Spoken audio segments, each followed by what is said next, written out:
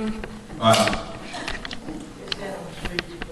There was a mighty army it was last week, it said, we're not just to bring the good news, the church is to be the good news.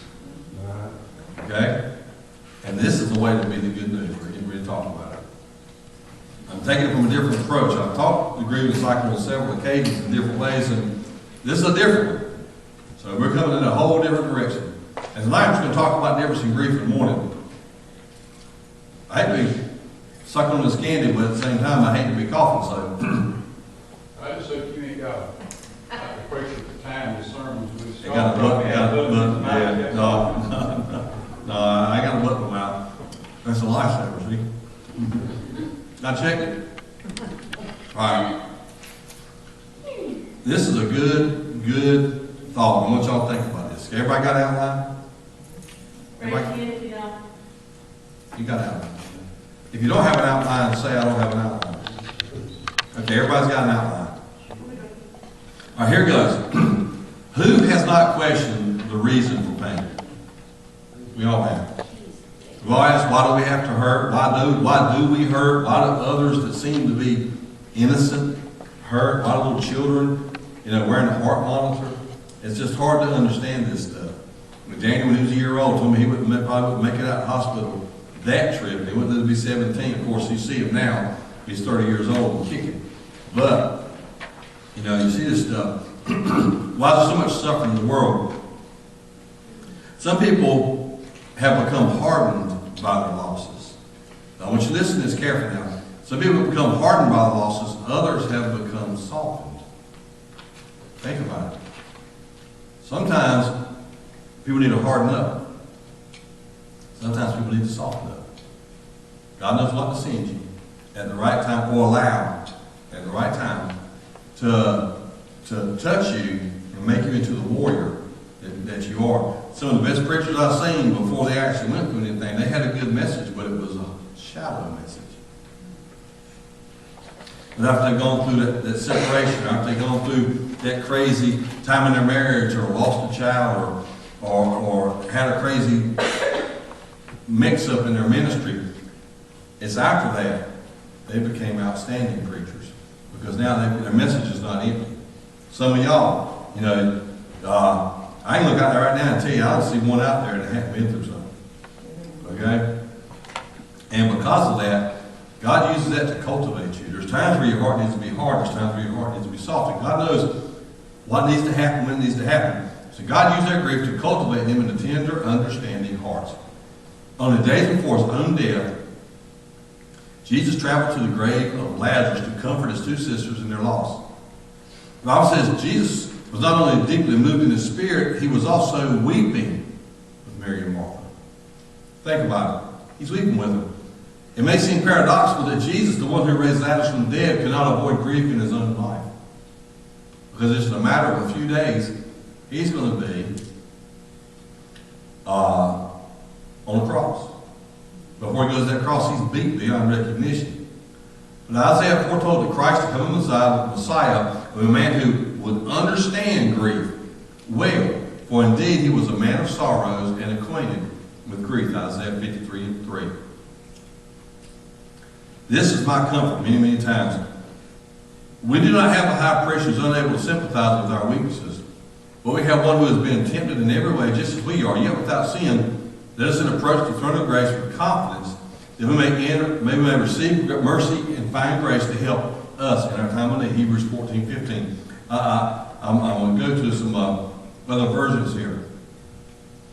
Amplified. For we have not a high priest who is unable to understand and sympathize and have a shared feeling with our weaknesses and infirmities and liability to the assaults of temptation, but one who has been tempted in every respect as we are, yet without sin. Wow. Let us therefore fearlessly and confidently and boldly draw near to the throne of grace, the throne of God's unmerited favor to us sinners, that we may receive mercy for our failures and find grace to help in good time for every need, appropriate help and well-timed help, coming just when we need it.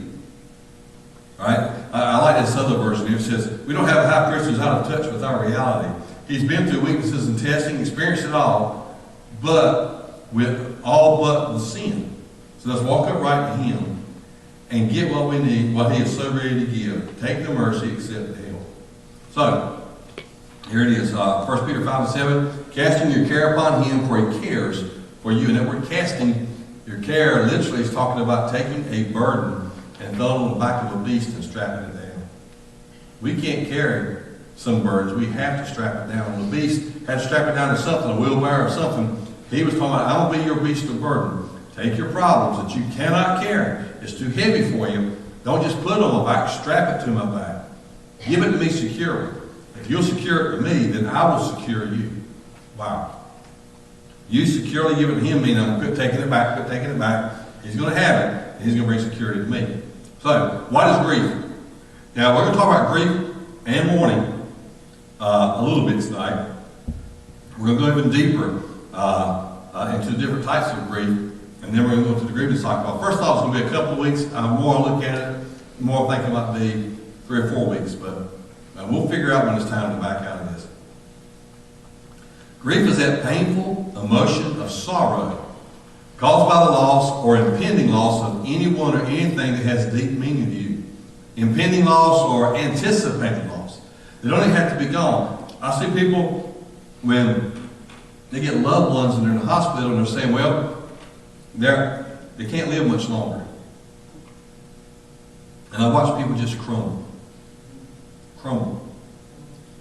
My mama was told, I can't imagine how many times, she'll never make it out of the hospital, she'll never make it out of this.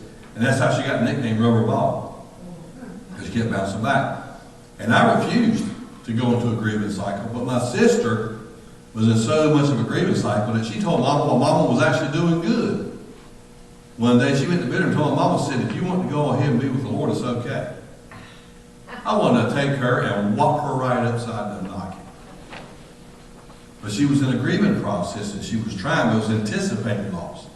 And so she was trying to let Mama know it was okay. But actually what was going on was she was trying to reconcile in her own mind, in her own spirit, in her own self. Okay? Grief can be crippling. I've seen people couldn't even get out of the bed. I mean, for weeks after something like this. And I've seen people would not even associate, not just with anybody, but they would even associate with people that they normally associated with, including their loved ones, their spouse, their children. Shut them all off. Because they're in that grief and they don't know how to handle it. We're trying to help people so they can get beyond that stage. Because when you're in that stage, you can find yourself locked in grief and it can ruin your life.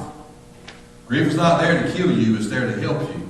All right? So, then Psalm 31:9, it says, be merciful to me, O Lord, for I'm in distress. My eyes grow weak with sorrow, my soul and my body with grief. Of course, have mercy and be gracious to me, O Lord, for I'm in trouble. With grief my eyes is weakened, and my inner self, also my inner self, and my body. I like this version. Be kind to me, O God. I'm in deep, deep trouble again. I've cried my eyes out. I feel hollow inside. If you think about sometime you have maybe lost a job, lost a loved one, lost a relationship. People tell me all the time, I just feel hollow inside. I remember when my mama died, there was a moment, and there was other moments where at times, even though I knew what to do, I still knew the pain, and I couldn't ignore the pain, and there was times I felt hollow. When my wife died, the same way, I just felt hollow.